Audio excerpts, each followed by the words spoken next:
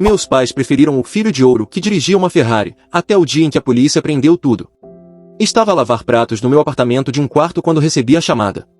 Era o meu pai. Ele não me ligava há 8 meses. Tiago, precisamos de ajuda, a voz dele saía trêmula. A polícia levou o Bruno. E levaram tudo. A Ferrari.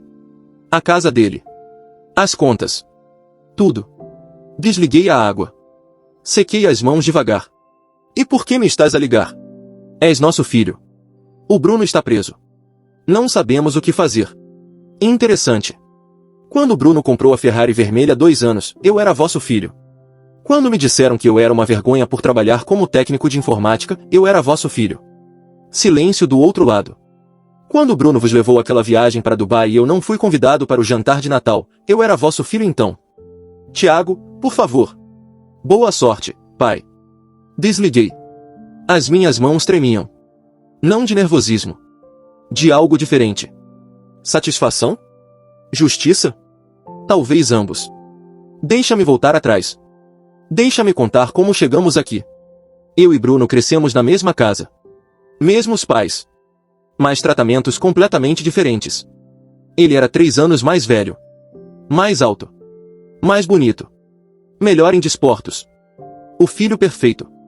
Eu era o nerd. O quieto. O que passava fins de semana a programar no computador enquanto Bruno estava em festas. Na universidade, Bruno estudou gestão numa faculdade prestigiada. Eu estudei engenharia informática numa universidade pública. Não temos dinheiro para 2 universidades caras, o meu pai explicou. O Bruno precisa de boas conexões para o futuro dele. E eu? Aparentemente, eu não precisava de futuro. Depois da universidade, arranjei trabalho como técnico de TI numa empresa média. Salário decente. 22.000 euros por ano. Nada espetacular, mas honesto. Bruno? Ele começou uma empresa de consultoria financeira. Escritório elegante. Roupa de marca. Dentro de 6 meses, comprou um Mercedes. O Bruno tem talento natural para negócios, a minha mãe dizia em todos os jantares familiares. Já ganha mais num mês do que tu num ano, Tiago. Ela dizia isto sorrindo.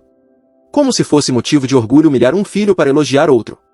2 anos atrás, Bruno apareceu numa Ferrari 488 vermelha. 300.000 euros de carro. Os meus pais ficaram extasiados. Filho, estamos tão orgulhosos, o meu pai abraçou, conseguiste. Sucesso verdadeiro. Eu estava lá. Tinha acabado de comprar um Volkswagen Golf usado. 12 anos de uso. 5.000 euros. Funcionava perfeitamente. Que giro, Tiago, o Bruno disse, olhando para o meu carro. Muito prático. Todos riram. Como se ter um carro confiável fosse piada. Naquele Natal, o Bruno levou os meus pais para Dubai. Primeira classe. Hotel 7 estrelas. Publicou fotos em todo o lado. Os meus pais com óculos de sol caros. Sorrisos enormes. Legendas sobre família abençoada. Eu não fui convidado. Não há espaço suficiente, mano, o Bruno disse. E sabes, é meio caro. Talvez próxima vez. Próxima vez nunca chegou. Os aniversários dos meus pais tornaram-se showcases do Bruno. Ele dava presentes absurdos. Relógios Rolex. Joias caras. Viagens. Eu dava coisas práticas. Um tablet para minha mãe. Fones de ouvido com cancelamento de ruído para o meu pai. Que útil, a minha mãe dizia, sem entusiasmo. Depois mostrava o colar de diamantes que o Bruno tinha dado. Olha o que o teu irmão me ofereceu. Parei de ir a jantares familiares. Era menos doloroso assim. Mas ficava a saber das coisas pelo Facebook. O Bruno comprou uma casa. 3 andares. Piscina. Vista para o rio. 2,5 milhões de euros. Os meus pais mudarão-se para lá. Ele insistiu, a minha mãe publicou. Temos o melhor filho do mundo. Singular. Filho. Como se só tivessem um. Entretanto, eu trabalhava. Promoção para analista sênior. Depois gestor de equipa. O meu salário subiu para 40.000, comprei um apartamento pequeno. Nada luxuoso, mas meu. Convidei os meus pais para ver. Estamos ocupados, o meu pai disse. O Bruno está a organizar um evento de networking. Precisamos estar lá. Eles nunca viram o meu apartamento. Então, há 6 meses, comecei a notar coisas estranhas. Trabalho em cibersegurança agora. Parte do meu trabalho é identificar padrões suspeitos em transações digitais. É uma habilidade transferível. Estava no LinkedIn quando vi um post do Bruno. Fotografia dele apertar a mão de um investidor importante. Reconheci o homem. Dmitry Volkov. Nome falso óbvio. A fotografia estava marcada num hotel de luxo. Curiosidade levou-me a pesquisar. Dmitry Volkov aparecia ligado a esquemas de lavagem de dinheiro em 3 países diferentes. Coincidência? Talvez. Mas depois vi outro post. Bruno com clientes satisfeitos num iate. Reconheci 2 deles de artigos de notícias sobre fraudes financeiras. Comecei a investigar discretamente. O site da empresa do Bruno prometia retornos de 40% ao ano garantidos. Qualquer pessoa com conhecimento básico de finanças sabe que isso é impossível legalmente. Procurei mais fundo. A empresa dele tinha subsidiárias em Ilhas Caimão, Panamá, Chipre. Todos paraísos fiscais conhecidos. Os sinais eram óbvios.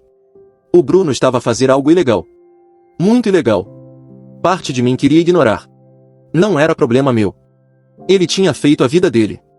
Eu tinha feito a minha. Mas outra parte lembrava de cada humilhação. Cada Natal sozinho. Cada aniversário onde fui esquecido. Cada vez que os meus pais disseram que o Bruno era melhor. Não era sobre vingança. Era sobre justiça. Comecei a compilar evidências. Capturas de ecrã. Documentos públicos. Registros de empresas. Padrões de transações suspeitas. Levou 3 meses. 3 meses de trabalho nas noites e fins de semana. Construindo um caso sólido. Quando terminei, tinha um dossiê de 80 páginas documentando lavagem de dinheiro, esquema Ponzi, fraude de investimento e evasão fiscal. Enviei tudo anonimamente para a polícia judiciária. E-mail encriptado. Sem forma de rastrear até mim. Depois esperei.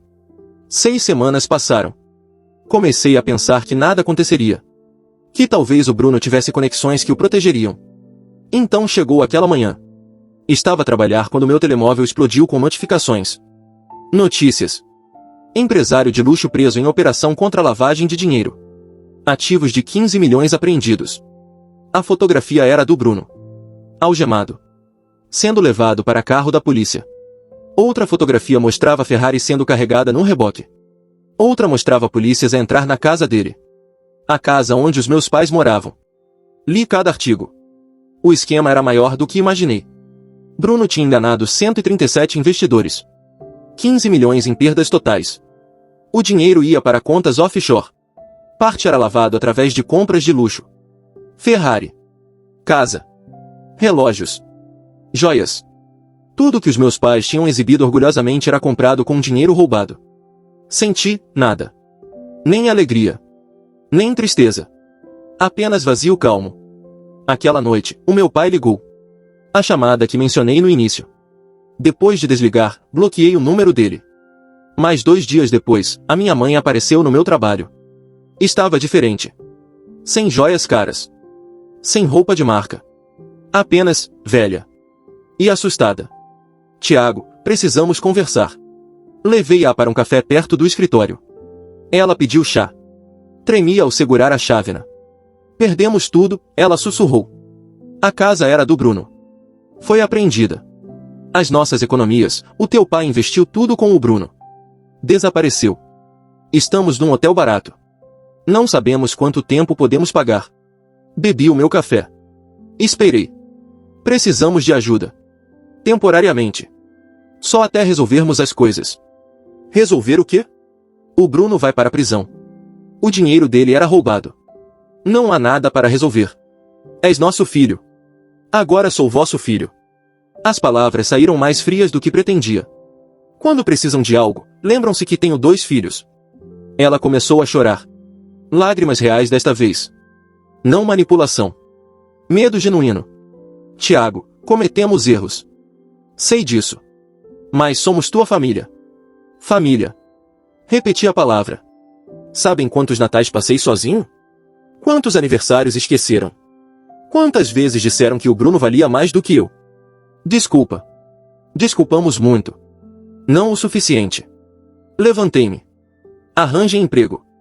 Aluguem algo dentro das vossas possibilidades. Vivam como pessoas normais pela primeira vez nas vossas vidas. Tiago, espera. Mas já estava a sair. Sentia-me poderoso? Não exatamente. Validado talvez. Todos aqueles anos a ser tratado como menos.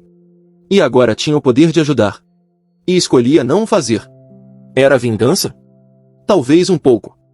Mas principalmente era consequências. Eles fizeram escolhas. Agora enfrentavam os resultados.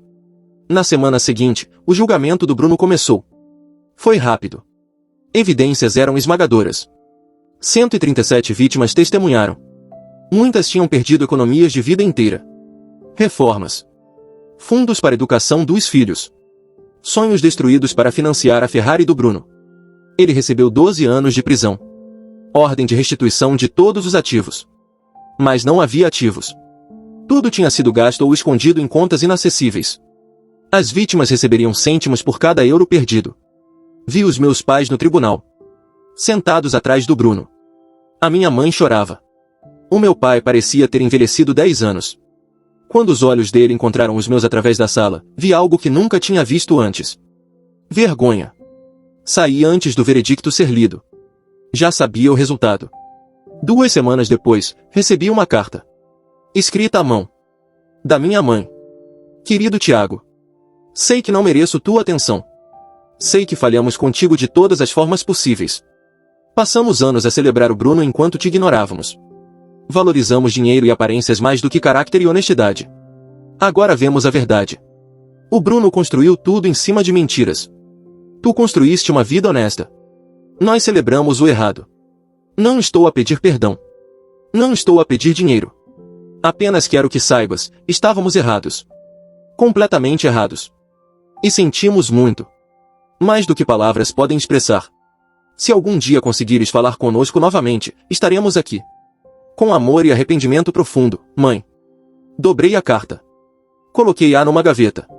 Não respondi. Mais 2 meses passaram. Fui promovido a diretor de cibersegurança. Aumento significativo. 60 mil euros por ano. Comprei um carro novo. Não uma Ferrari. Um Tesla Model 3. Prático. Ecológico. Adequado para mim. Publiquei uma fotografia no Facebook. Primeira publicação em meses. Comentários chegaram. Amigos a congratular. Colegas impressionados. E um comentário da minha mãe. Apenas 3 palavras, orgulhosa de ti. Quase apaguei. Mas deixei ficar. Mais 3 meses. A minha mãe enviou outra carta. Depois outra. Mensagens curtas. Nunca pedindo nada. Apenas, comunicando. O teu pai arranjou emprego numa loja de ferragens. Alugamos um apartamento pequeno. Parece-se com teu primeiro. Vi um artigo sobre tua empresa. Mencionaram teu nome. Mostramos a toda a gente. Essa última linha fez-me parar. Mostraram a toda a gente. Finalmente, 6 meses após o julgamento, liguei. Mãe. Ela começou a chorar imediatamente. Tiago. Filho. Obrigada por ligares. Não disse muito. Principalmente ouvi. Ela falou sobre a vida deles agora. Humilde. Simples. Real. Aprendemos tanto, ela disse. Sobre o que realmente importa. Sobre quem tu realmente és. Um bocado tarde para aprender isso, respondi. Sim. Muito tarde. Mas, melhor tarde do que nunca. Hesitei. Talvez. Não os perdoei imediatamente. Perdão não funciona assim. Não depois de décadas de negligência. Mas, abri uma porta. Pequena. Cuidadosa. Começamos a almoçar uma vez por mês. Lugares baratos. Conversas estranhas no início. Eles tentavam muito. Faziam perguntas sobre o meu trabalho. Sobre a minha vida. Realmente ouviam as respostas. O meu pai, que tinha passado anos a falar apenas sobre o Bruno, agora queria saber sobre os meus projetos de programação.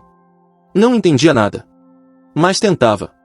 A minha mãe, que tinha exibido presentes caros do Bruno, agora valorizava o almoço simples que eu pagava.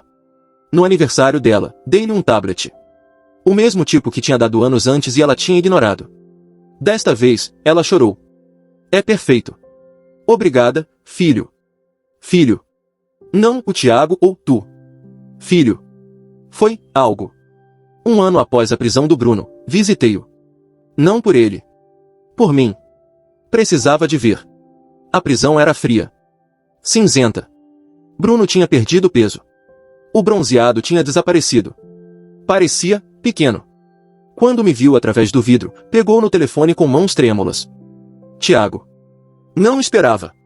Vim perguntar uma coisa. Está bem. Valeu a pena? A Ferrari? A casa? Toda a atenção.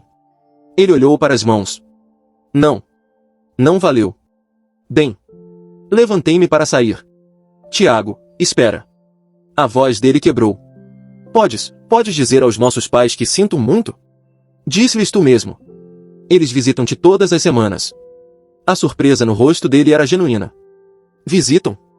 Todas as semanas. 2 horas de viagem em transportes públicos. Por que já não tem carro? Lágrimas nos olhos dele. Eu não sabia que vinham tanto. Há muitas coisas que não sabe sobre família real. Saí sem olhar para trás. Hoje, 3 anos depois, a vida é diferente. Os meus pais vivem simples. O meu pai ainda trabalha na loja aos 70 anos. A minha mãe faz voluntariado numa instituição de caridade. Almoçamos 2 vezes por mês agora. Às vezes mais. As conversas são mais fáceis. Mais genuínas. Ainda dói às vezes. Cicatrizes não desaparecem. Mas começam a curar. O Bruno terá audiência de liberdade condicional para o ano. 8 anos cumpridos de 12. Comportamento exemplar aparentemente. Os meus pais perguntaram se eu viria à audiência de apoio. Não, respondi. Mas também não me oponho. É o melhor que consigo fazer. Quanto a mim, fui promovido novamente. Diretor de tecnologia. 90 mil por ano. Comprei um apartamento maior. 2 quartos. Escritório próprio. E conheci alguém. Carolina. Professora. Gentil. Real. Não impressionada com carros ou casas. Impressionada com caráter. Casaremos no próximo ano. Cerimônia pequena.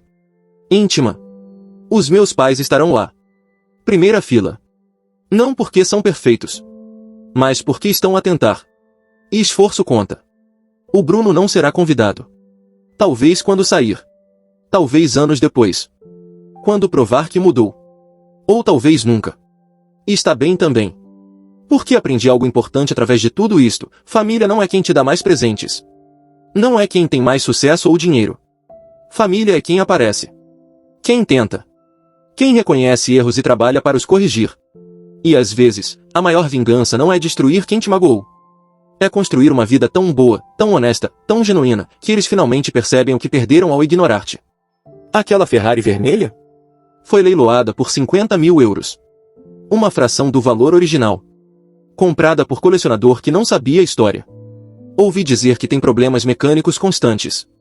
Aparentemente, quando construís algo sobre mentiras, até a máquina eventualmente quebra. Há poesia nisso.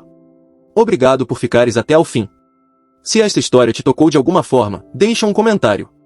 Gostaria de saber.